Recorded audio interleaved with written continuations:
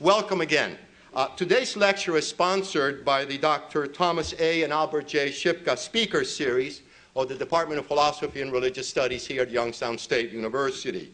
Dr. Tom Shipka is Chair, Professor Emeritus of Philosophy and Religious Studies, and his father, Mr. Albert J. Shipka, was a longtime labor leader in Ohio and also a former member of the YSU's Board of Trustees. We're very grateful to a group of donors we call the Philosophy Circle for their significant financial contributions over a sustained period of time. There are some people you meet and never forget. For me, Chris Hedges is one of them. Nearly 30 years ago, when we were very, very young, we were both graduate students at Harvard University. We shared a meal. It was lunch at the Rockefeller Refectory next to Andover Hall on Francis Avenue. And it was not the food that made that meal memorable for me. For nearly 2 decades, Mr. Hedges was a foreign correspondent for the New York Times, covering Latin America, Africa, the Balkans, and the Middle East. He has been on the staff of the Dallas Morning News, the Christian Science Monitor, National Public Radio. His articles have appeared in Mother Jones, Foreign Affairs, Harper's, among other major outlets. And he writes a weekly column for TruthDig, truthdig.com, that appears on Mondays. This week's column is titled Retribution for a World Lost in Screens. Mr. Hedges was a member of the New York Times team that won the 2002 Pulitzer Prize for reporting on global terrorism, and he received also in 2002 the Amnesty International Global Award for Human Rights Journalism. He's a recipient as well of the Lamon Literary Writing Fellowship and was a Nieman Fellow at Harvard. Among his books, I'll mention a few. What Every Person Should Know About War. War is a Force That Gives Us Meaning. Losing Moses on the Freeway. I Don't Believe in Atheists. American Fascist, the Christian Right, and the War on America. When Atheism Becomes Religion, and to be released next month is The Death of the Liberal Class. Mr. Hedges holds a bachelor's degree from Colgate University and a master's of divinity from Harvard University. He's taught at Columbia, Princeton, New York universities, is at the University of Toronto soon, and also at a correctional facility in New Jersey.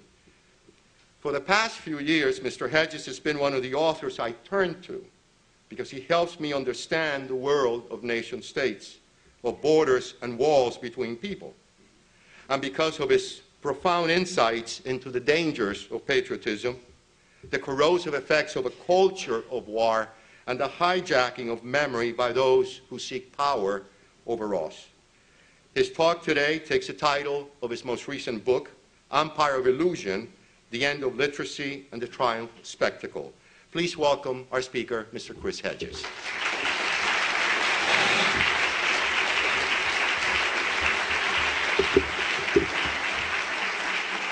Thank you.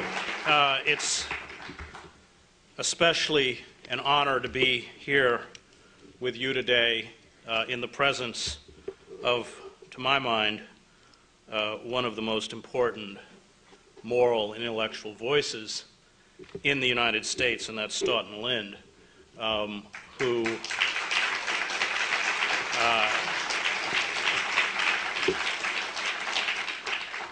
has certainly fought the good fight, and I think is in many ways a model for all of us who believe that holding fast to moral principles is what we're called, finally, to do.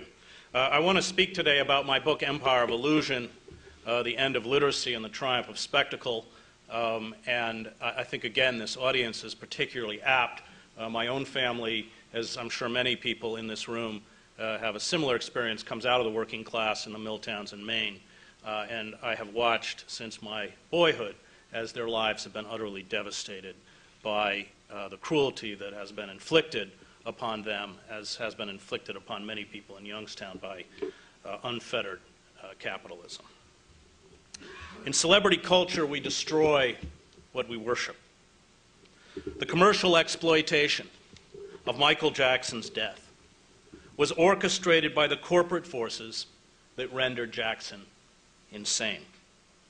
Jackson, robbed of his childhood and surrounded by vultures that preyed on his fears and weaknesses, was so consumed by self-loathing, he carved his African-American face into a Caucasian death mask.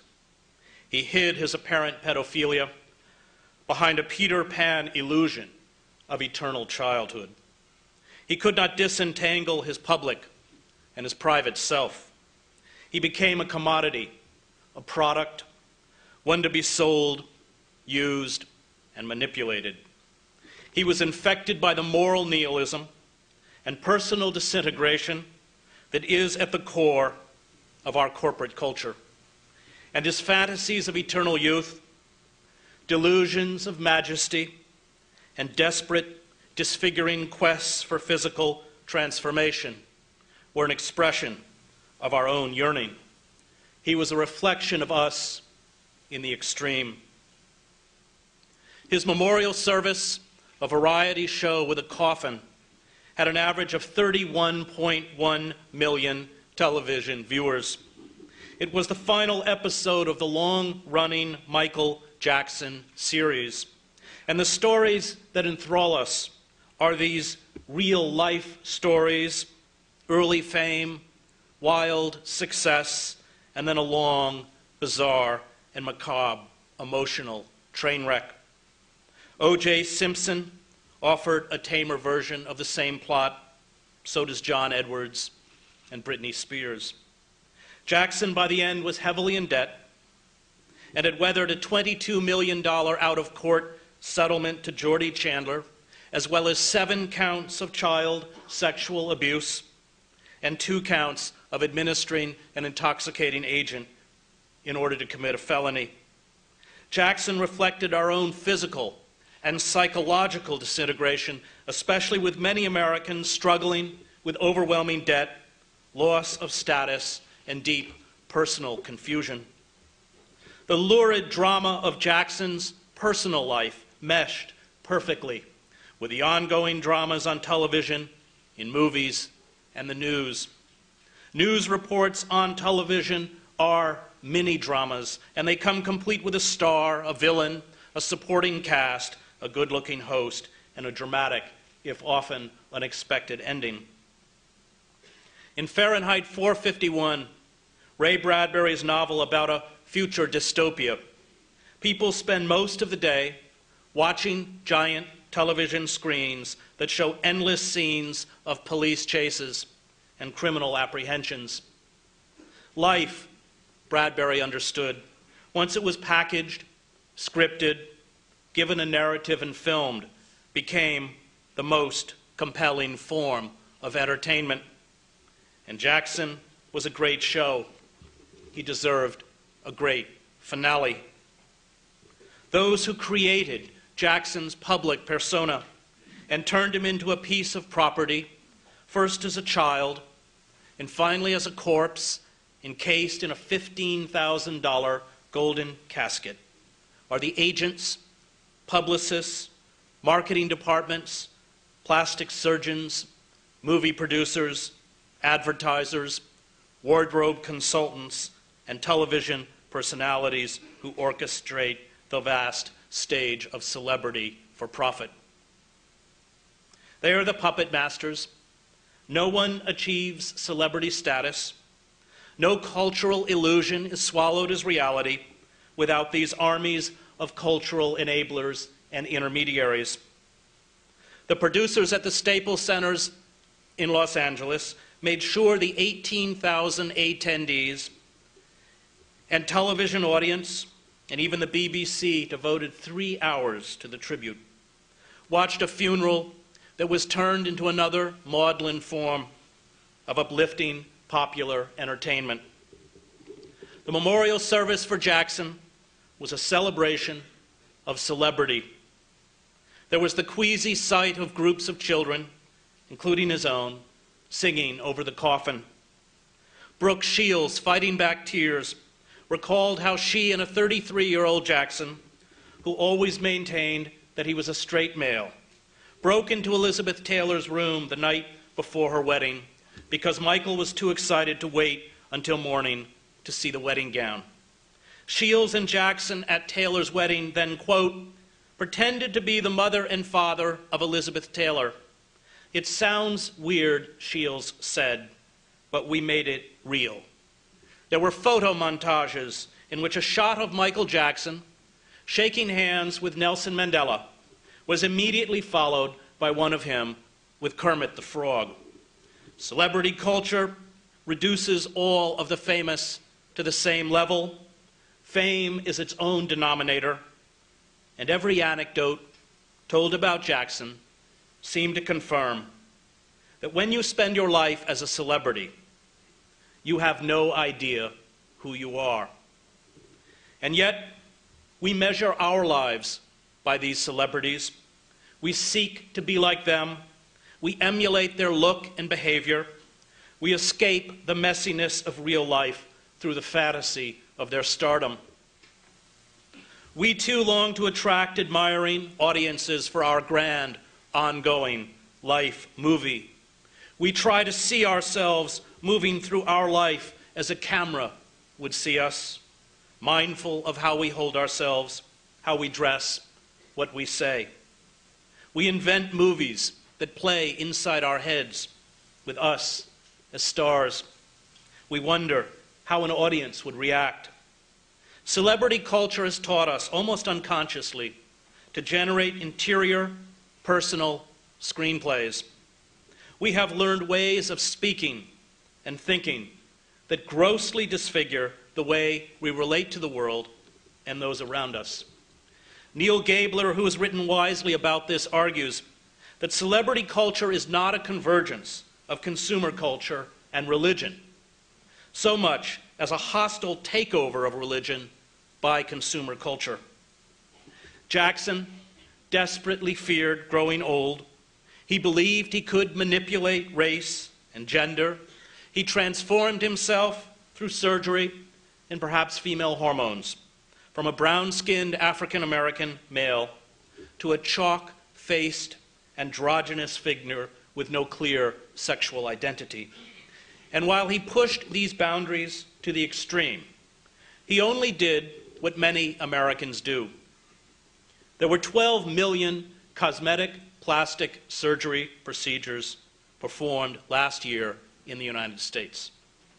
They were performed because in America, most human beings, rich and poor, famous and obscure, have been conditioned to view themselves as marketable commodities. They are objects, like consumer products. They have no intrinsic value. They must look fabulous and live on fabulous sets. They must remain young. They must achieve notoriety and money, or the illusion of it, to be a success. And it does not matter how they get there. Celebrity culture licenses a dark voyeurism into other people's humiliation, pain, weakness, and betrayal. Education, building community, honesty, transparency, and sharing are qualities that will see you ridiculed and voted off any reality show. Fellow competitors for prize money and a chance for fleeting fame elect to disappear the unwanted. In the final credits of the reality show America's Next Top Model, a picture of the woman expelled during the episode vanishes from the group portrait on the screen. Those cast aside become, at least to the television audience, non-persons. Celebrities that can no longer generate publicity, good or bad, vanish. Life, these shows teach, is a brutal world of unadulterated competition and a constant quest for notoriety and attention. Our self-exaltation permits the humiliation of those who oppose us. Those who lose deserve to be erased. Those who fail, those who are deemed ugly, ignorant, or poor, are belittled and mocked. Human beings are used, betrayed, and discarded in a commodity culture, which is pretty much the story of Jackson's life. The cult of self, which Jackson embodied, dominates our culture. This cult has within it the classic traits of psychopaths: superficial charm, grandiosity and self-importance, a need for constant stimulation, a penchant for lying, deception, and manipulation, and the incapacity for remorse or guilt. Jackson, from his phony marriages to the portraits of himself dressed as royalty, to his insatiable hunger for new toys, to his questionable relationships with young boys, had all these qualities. And this is also the ethic promoted by corporations. It is the ethic of unfettered capitalism. It is the misguided belief that personal style and personal advancement, mistaken for individualism, are the same as democratic equality. It is the celebration of image over substance. We have a right in the cult of the self to get whatever we desire. We can do anything, even belittle and destroy those around us, including our friends, to make money, to be happy, and to become famous. Once fame and wealth are achieved, they become their own justification, their own morality, and how one gets there is irrelevant. It is this perverted ethic that gave us Wall Street bankers and investment houses that willfully trashed the global economy, stole money from tens of millions of small shareholders who had bought stock in these corporations for retirement or college. And the heads of these corporations, like the winners on a reality television program, who lied and manipulated others to succeed, walked away with hundreds of millions of dollars in bonuses and compensation. The ethic of Wall Street is the ethic of celebrity. But the tantalizing illusions offered by our consumer culture are vanishing as we head towards collapse. The ability of the corporate state to pacify the country by extending credit and providing cheap manufactured goods to the masses is gone. The jobs we are shedding are not coming back, as Lawrence Summers tacitly acknowledges when he talks of a jobless recovery. The belief that democracy lies in the choice between competing brands and the accumulation of vast sums of personal wealth at the expense of others has been exposed as a fraud. Freedom can no longer be conflated with the free market. The travails of the poor are rapidly becoming the travails of the middle class, especially as unemployment insurance runs out and class warfare, once buried under the happy illusion that we were all going to enter an age of prosperity with unfettered capitalism, is returning with a vengeance. In his book, Democracy Incorporated, Sheldon Wolin, who taught political philosophy at Berkeley and later at Princeton, uses the phrase inverted totalitarianism to describe our political system. Inverted totalitarianism, unlike classical totalitarianism, does not revolve around a demagogue or charismatic leader. It finds expression in the anonymity of the corporate state. It purports to cherish democracy, patriotism, and the Constitution, while manipulating internal levers to subvert and thwart the democratic process. Political candidates are elected in popular votes by citizens, but are ruled by armies of corporate lobbyists in Washington or state capitals who author the legislation and get the legislators to pass it. A corporate media controls nearly everything we read, watch, or hear, and imposes a bland uniformity of opinion. It diverts us with trivia and celebrity gossip. In classical totalitarian regimes, such as Nazi, fascism, or Soviet communism, economics was subordinate to politics. Under inverted totalitarianism, the reverse is true, Wolin writes. Economics dominates politics. And with that domination comes different forms of ruthlessness.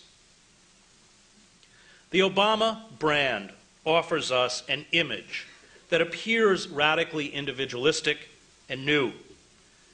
This image inoculates us from seeing that the old engines of corporate power and the vast military-industrial complex continue to plunder the country.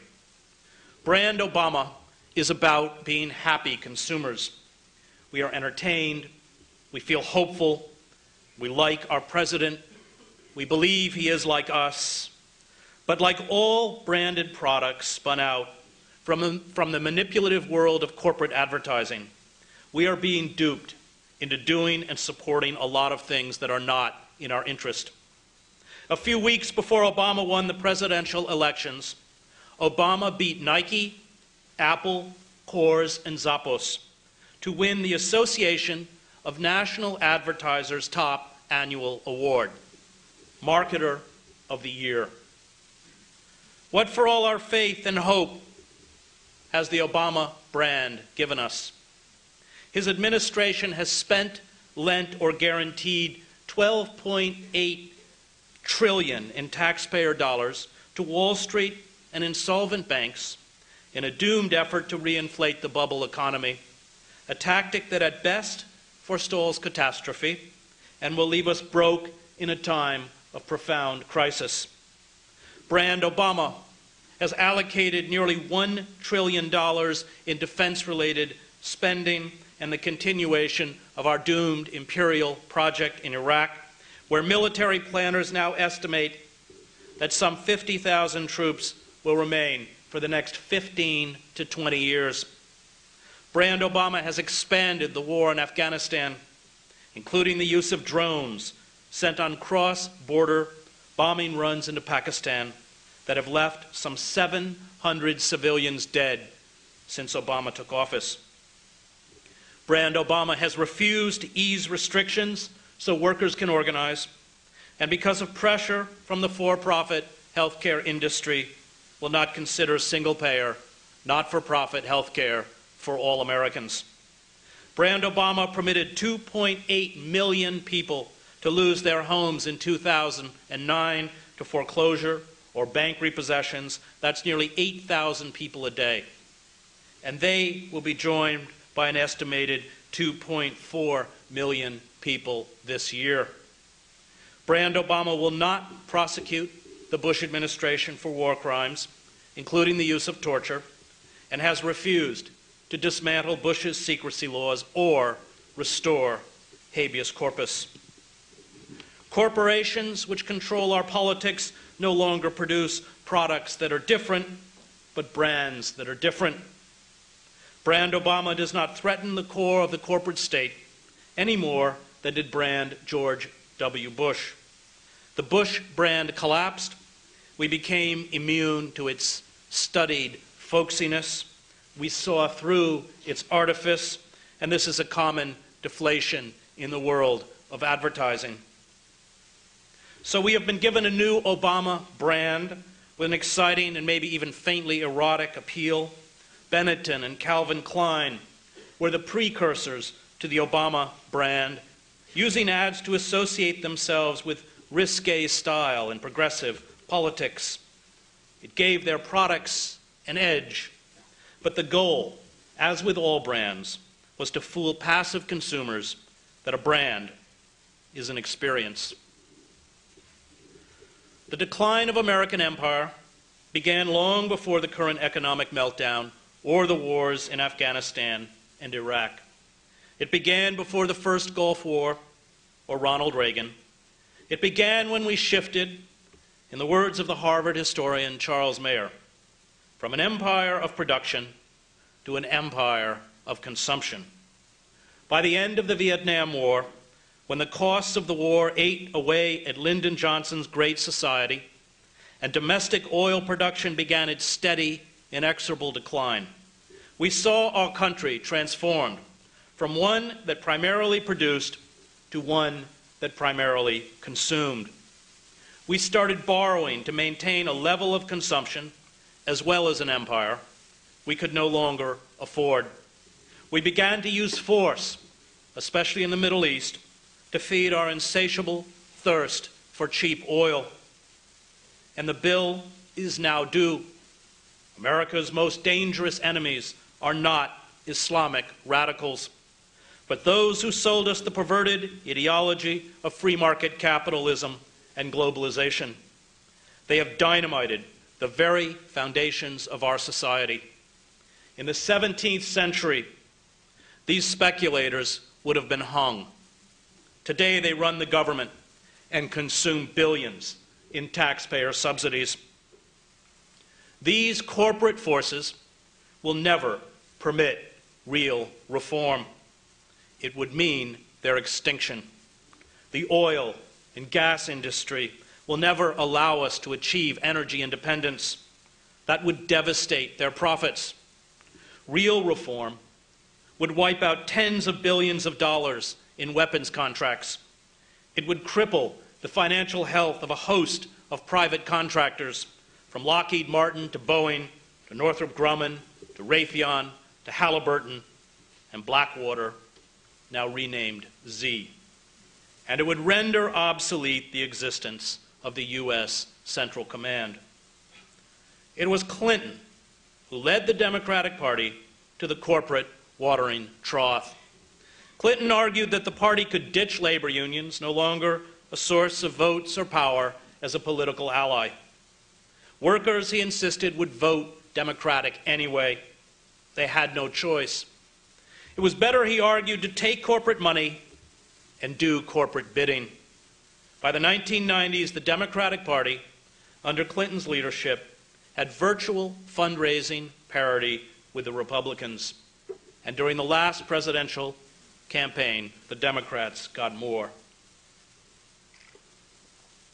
The legislation demanded by corporations, including the North American Free Trade Agreement, thrust a knife into the back of the American working class. NAFTA was peddled by the Clinton White House as an opportunity to raise incomes and prosperity for the citizens of the United States, Canada, and Mexico. NAFTA would also, we were told, staunch Mexican immigration into the United States. But NAFTA, which took effect in 1994, reversed every one of Clinton's predictions. Once the Mexican government lifted price supports on corn and beans grown by Mexican farmers, those farmers had to compete against the huge agribusinesses in the United States. Many Mexican farmers were swiftly bankrupt. At least 2 million Mexican farmers have been driven off their land since 1994. And guess where many of them went? This desperate flight of poor Mexicans into the United States is now being exacerbated by large-scale factory closures along the border as manufacturers pack up and leave Mexico for China. But we were assured that goods would be cheaper, workers would be wealthier, everyone would be happier. I am not sure how these contradictory things were supposed to happen, but in a soundbite society, reality no longer matters. NAFTA was great if you were a corporation. It was a disaster if you were a worker. And we are now getting a taste of Clinton's draconian welfare reform bill, signed in 1996, as tens of millions of people face the prospect of losing their unemployment benefits and attempting to survive on the $143 a month you receive from welfare. It was the Clinton administration, led by Summers, which signed into law the Financial Services Modernization Act of 1999. The act ripped down the firewalls that had been established by the 1933 Glass-Steagall Act, designed to prevent the kind of meltdown we are now experiencing. Glass-Steagall established the Federal Deposit Insurance Corporation, and set in place banking reforms to stop speculators from hijacking the financial system. With Glass-Steagall demolished and the passage of NAFTA, the Democrats, led by Clinton, tumbled gleefully into bed with corporations and Wall Street speculators. And many of the architects of this deregulation, economists such as Geithner and Summers, came back to serve corporate interests in the Obama White House. The cost of our empire of illusion is not being paid for by corporate titans. It is being paid for on the streets of our inner cities, in former manufacturing towns, and in depressed rural enclaves. Human beings are not commodities. They are not goods. Their misery is not morally excusable because of the demands of the market. They grieve and suffer and feel despair. They lose their dignity with their jobs, their sense of self-worth, and frequently struggle in prolonged unemployment with deep depression. Human beings, not corporations, raise children and maintain communities. And the growing class divide is not understood, despite the glibness of many in the media, by complicated sets of statistics, lines on a graph that chart stocks, or the absurd utopian faith in unregulated globalization and complicated trade deals. It is understood in the eyes of a man or woman who is no longer making enough money to live with dignity and hope. It is understood in this profound and expanding despair. The desperation spreading across the United States is unleashing not simply a recession. We have been in a recession for many years now, but a depression unlike anything we have seen since the 1930s. It has provided a pool of broken people willing to work for low wages and to do without unions or benefits. For the bottom 90% of Americans, annual income has been on a slow, steady decline for 3 decades. There are 50 million Americans in real poverty and tens of millions of Americans in a category called near poverty. 1 in 8 Americans and 1 in 4 children depend on food stamps to eat. And all our liberal institutions, the press, the church, the universities, the labor unions, the arts, and the Democratic Party, refused to stand up to halt the descent. The legitimate rage expressed by our disenfranchised working class is directed as much towards our bankrupt liberal class and the values it purports to espouse as the power elite itself. The assault on the American working class, an assault that has devastated members of my own family in the former mill towns in the state of Maine, shows no sign of abatement. In the past 3 years, nearly 1 in 5 U.S. workers were laid off, and among workers laid off from full-time work, roughly 1/4 were earning less than $40,000 a year. There are whole sections of the United States that are beginning to resemble the developing world.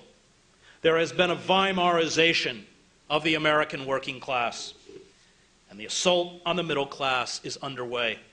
Anything that can be put on software, from finance to architecture to engineering, can and is being outsourced to workers in countries such as India or China, who accept pay a fraction of that of their Western counterparts and work without benefits. And both the Republican and Democratic parties, beholden to corporations for money and power, are responsible. Washington has become our Versailles. The media has evolved into a class of courtiers. The Democrats, like the Republicans, are mostly courtiers. Our pundits, academic experts, and financial analysts, at least those with prominent public platforms are courtiers. We are captivated by the hollow stagecraft of political theater as we are ruthlessly stripped of power. The role of courtiers is to parrot official propaganda. Courtiers do not defy the elite or question the structure of the corporate state, and these corporations in return employ them and promote them as celebrities or elected officials. Courtiers in face powder deceive us in the name of journalism. Courtiers in our political parties promise to look out for our interests and then pass bill after bill to further corporate fraud and abuse. And no class of courtiers, from the eunuchs behind the Manchus in the 19th century to the Baghdad caliphs of the Abbasid Caliphate, has ever transformed itself into a responsible and socially productive class. Courtiers are hedonists of power, and being a courtier requires agility and eloquence. The most talented of them should be credited as persuasive actors. They entertain us. They appear to be our friends. They make us feel good. They are the smiley faces of a corporate state that has hijacked the government. And when the corporations make their iron demands, these courtiers drop to their knees. They placate the telecommunications companies that want to be protected from lawsuits. They permit oil and gas companies to rake in obscene profits and keep in place the vast subsidies of corporate welfare doled out by the state. They allow our profit-driven healthcare system to leave the uninsured and underinsured to suffer and die.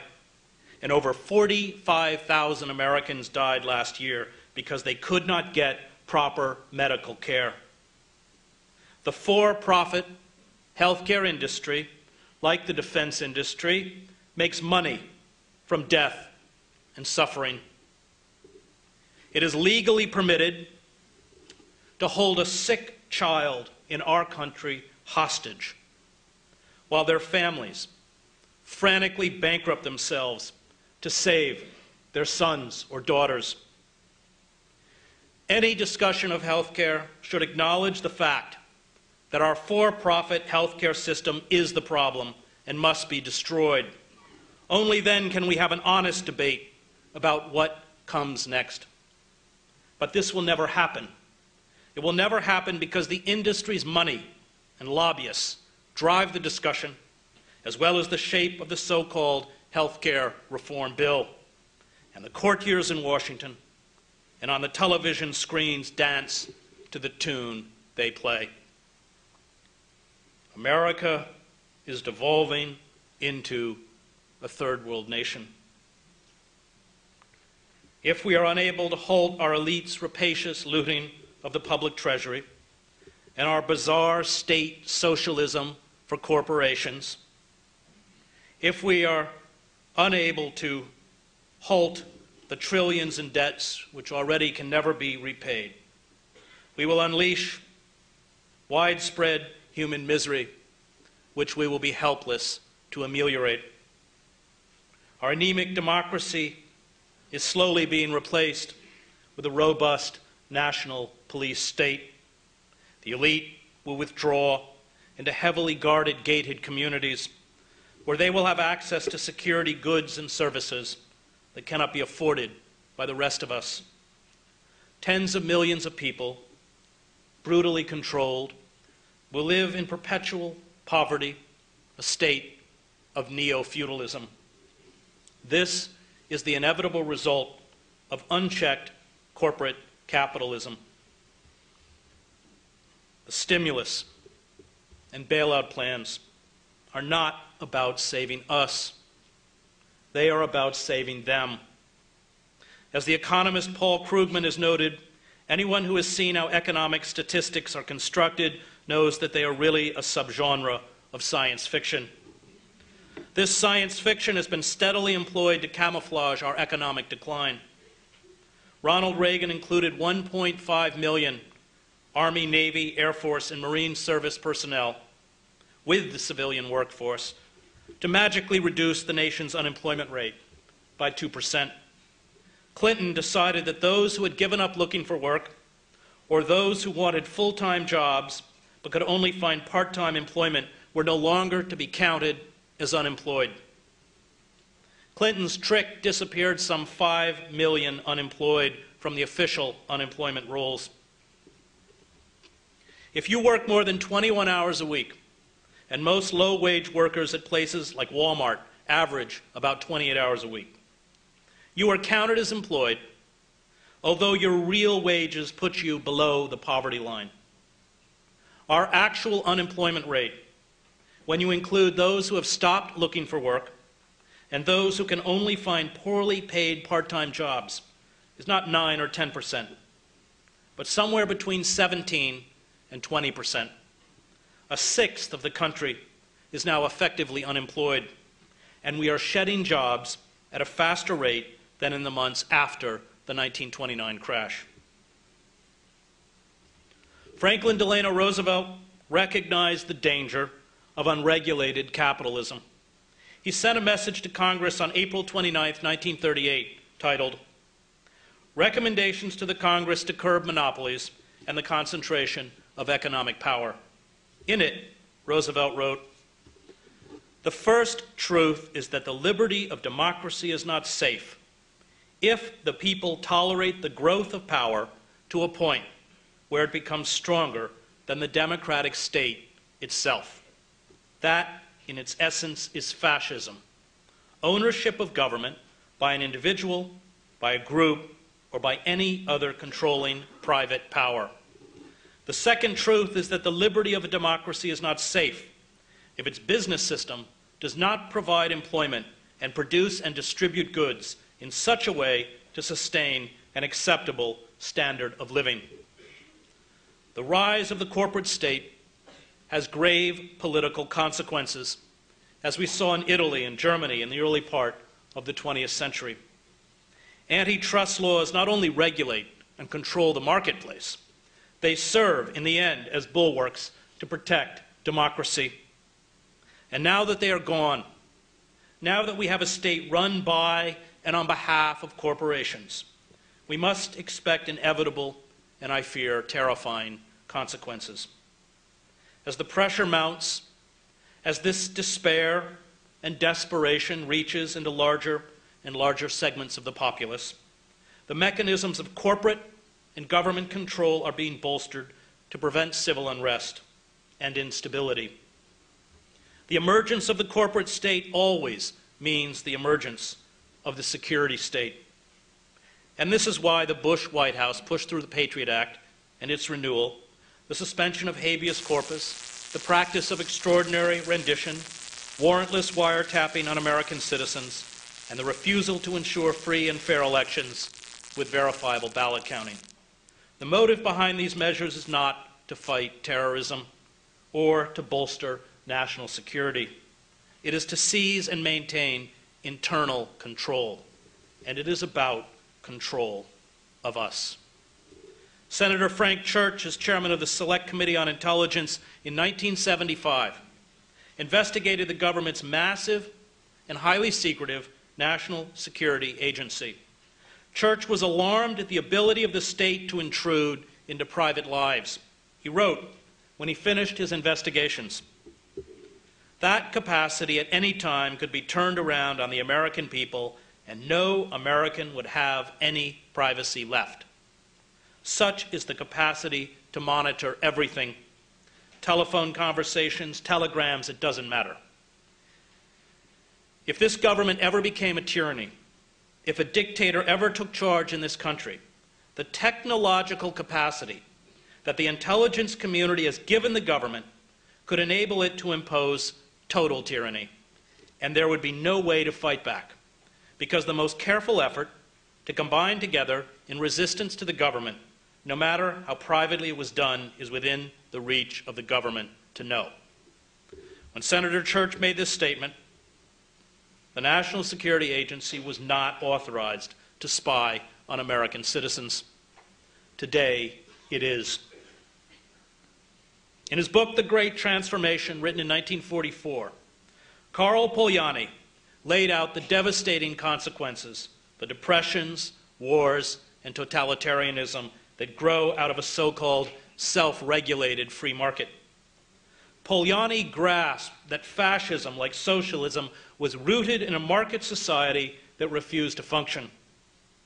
He warned that a financial system always devolved without heavy government control into a mafia capitalism and a mafia political system.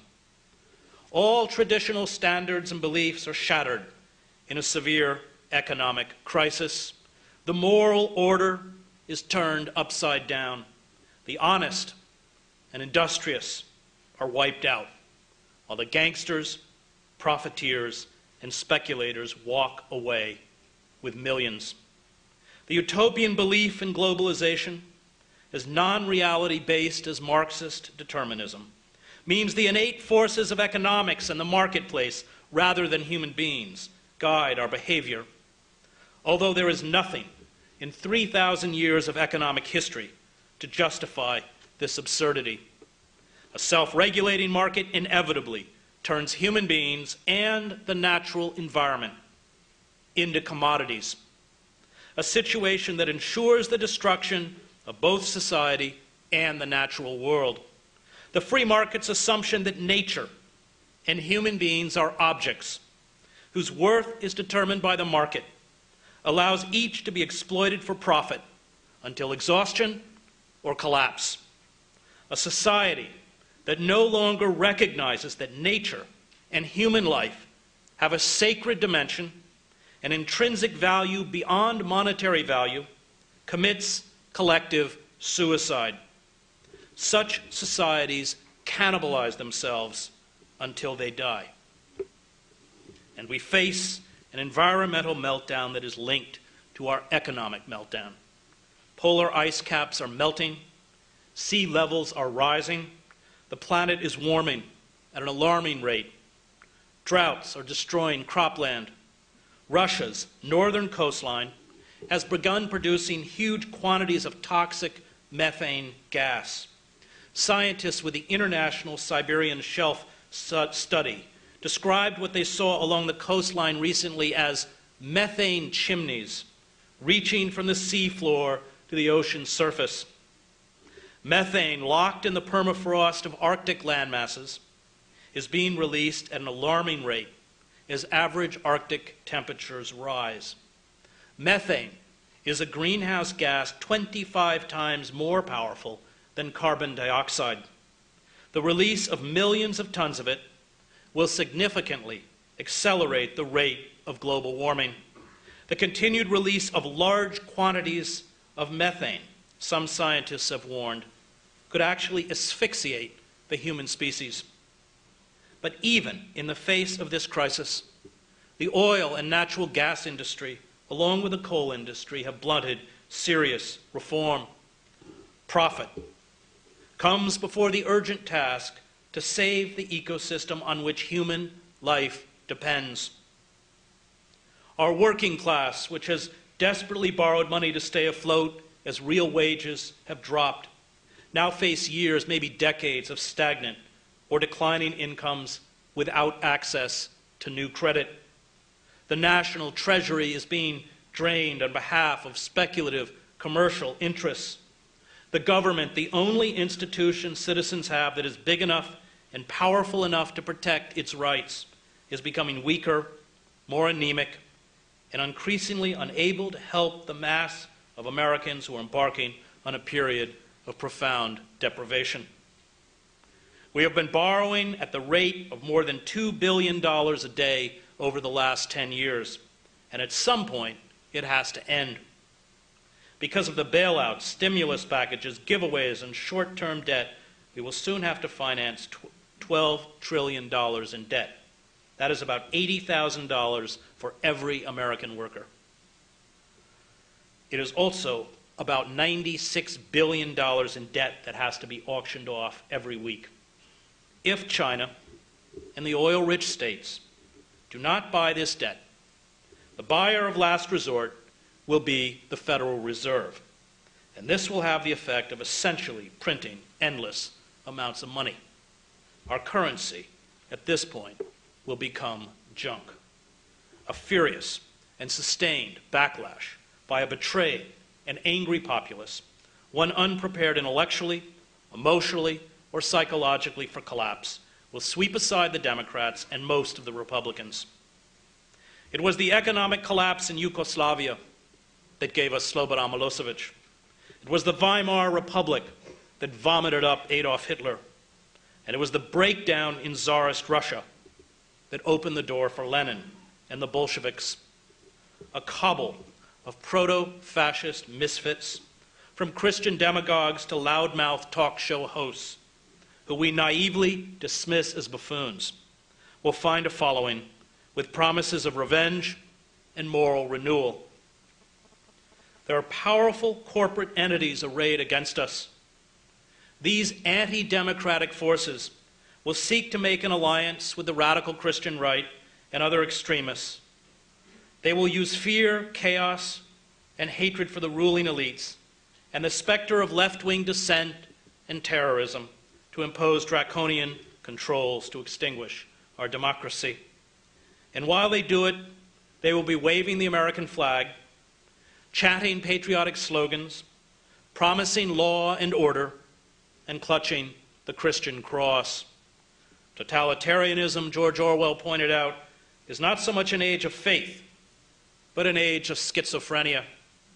A society becomes totalitarian when its structures become flagrantly artificial, Orwell wrote. That is, when its ruling class has lost its function, but succeeds in clinging to power by force or fraud. And force is soon all the elites will have left. And yet, even in the face of catastrophe, mass culture assures us that if we close our eyes, if we visualize what we want, if we have faith in ourselves, if we tell God that we believe in miracles, if we tap into our inner strength, if we grasp that we are truly exceptional, if we focus on happiness, our lives will be harmonious and complete. This cultural retreat into illusion, whether peddled by positive psychologists, Hollywood, or Christian preachers, is a form of magical thinking. It turns worthless mortgages and debt into wealth. It turns the destruction of our manufacturing base into an opportunity for growth. It turns alienation and anxiety into a cheerful conformity. And it turns a nation that wages illegal wars and administers offshore penal colonies where it openly practices torture into the greatest democracy on earth. How will we cope with our decline?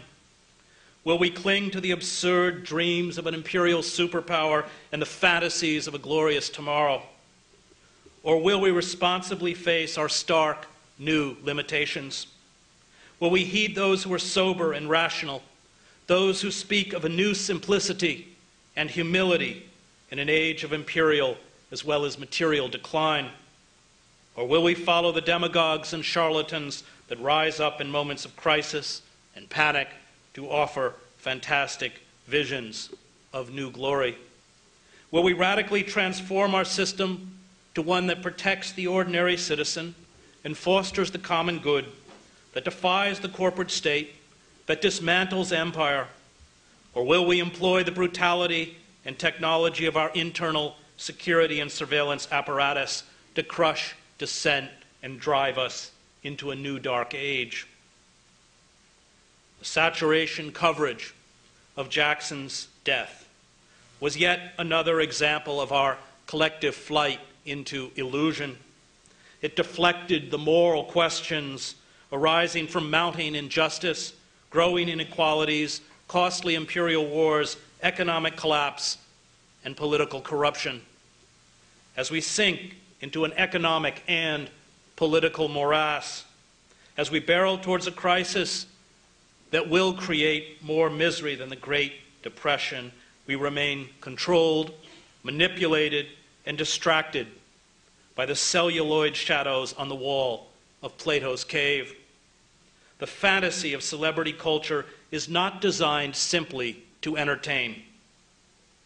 It is designed to drain us emotionally, confuse us about our identity, blame ourselves for our predicament, condition us to chase illusions of unachievable fame and happiness, and keep from fighting back. And in the end, that is all the Jackson coverage was really about. Another tawdry and tasteless spectacle to divert a dying culture from the baying wolf at the gate. Thank you.